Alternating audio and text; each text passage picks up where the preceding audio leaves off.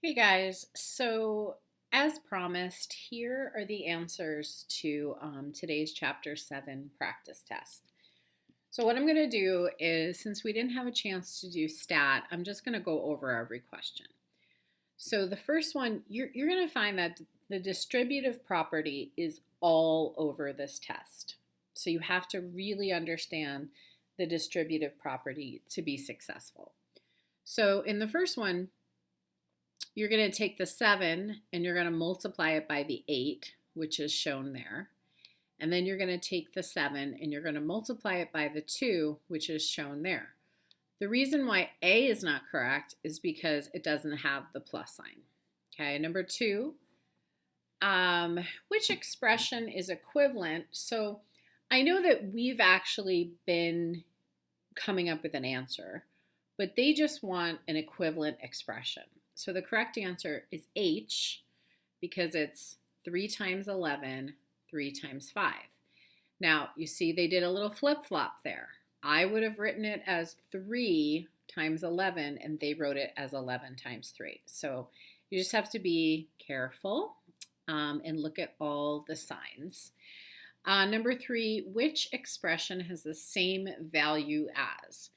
So this one, at first glance, I thought A and D were the same, but I was corrected by one of my fabulous students that this one, oh, I know why I thought it was the same. Okay. On yours, this one has a plus sign and D has a minus sign. And that's why I sat there and looked at it 3 times and thought these answers were the same, because they are the same on mine. So the answer to this question is A.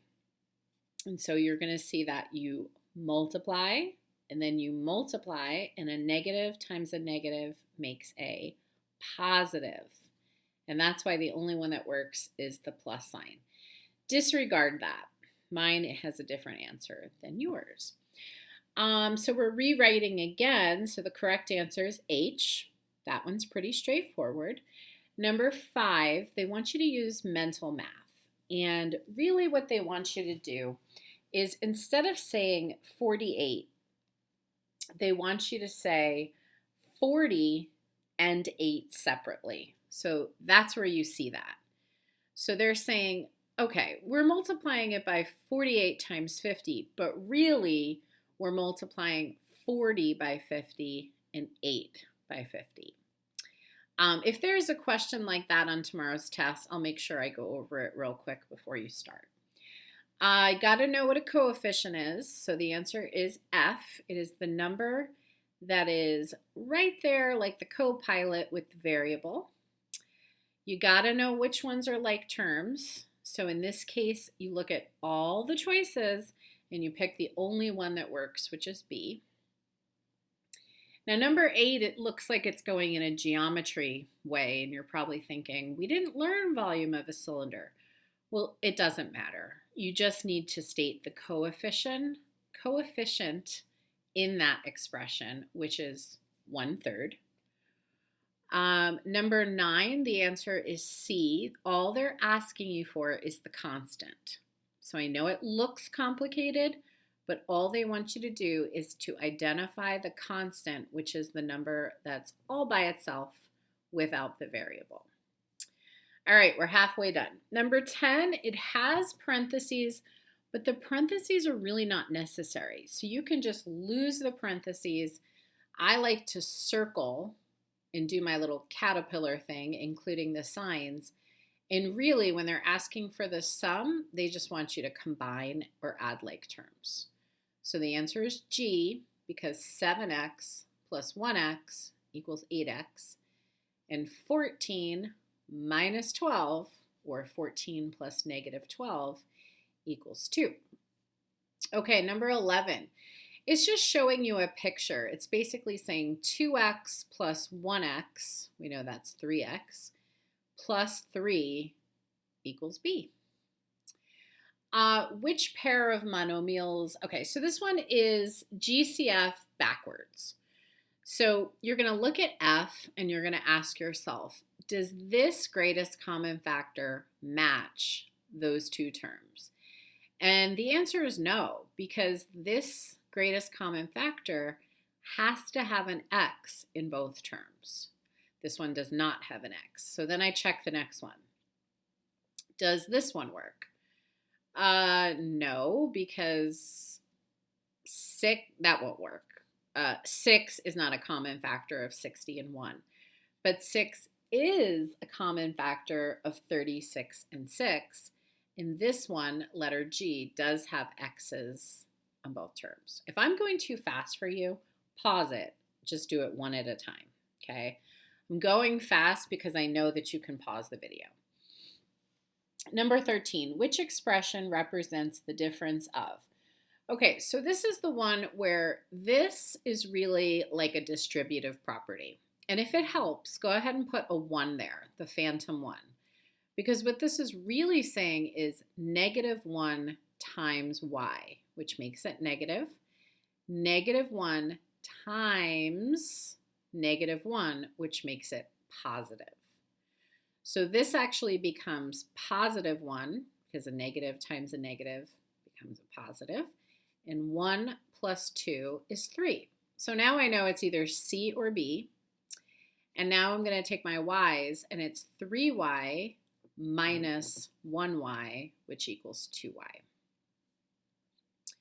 Okay, this one, number 14. If we had been doing this together, our answer would be cannot be factored. Agreed? Because there's no greatest common factor between 9 and 10. So we would have said CBF, cannot be factored. However, they didn't give that as an option. So the only one that works is letter H, which is where they didn't factor it because it cannot be factored, and they left it exactly the same. So 14 is H. 15 went with yesterday's lesson, so you're going to find the GCF, which is 13, and then you're going to ask yourself, do these both have W's? Yes, so that goes in your answer. Do they both have T's? No. So you only include the W in your answer.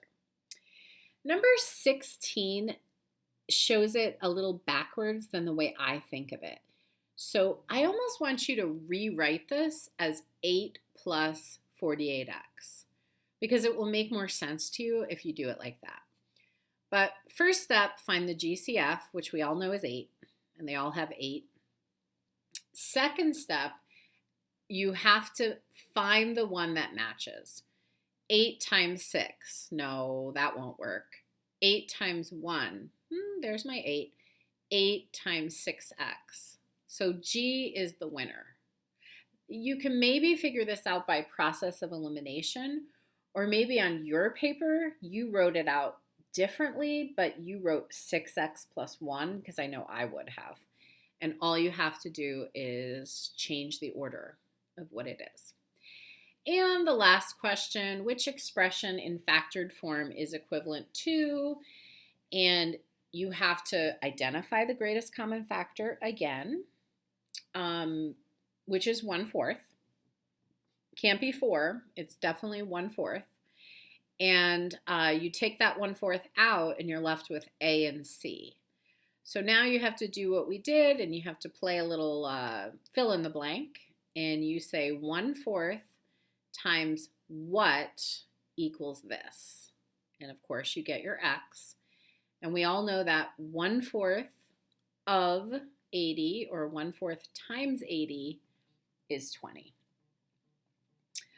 Okay, so that was my quick review. Go ahead and replay this, pause it.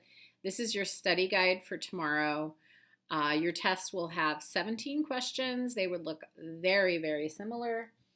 I hope that helped. I'll see you tomorrow.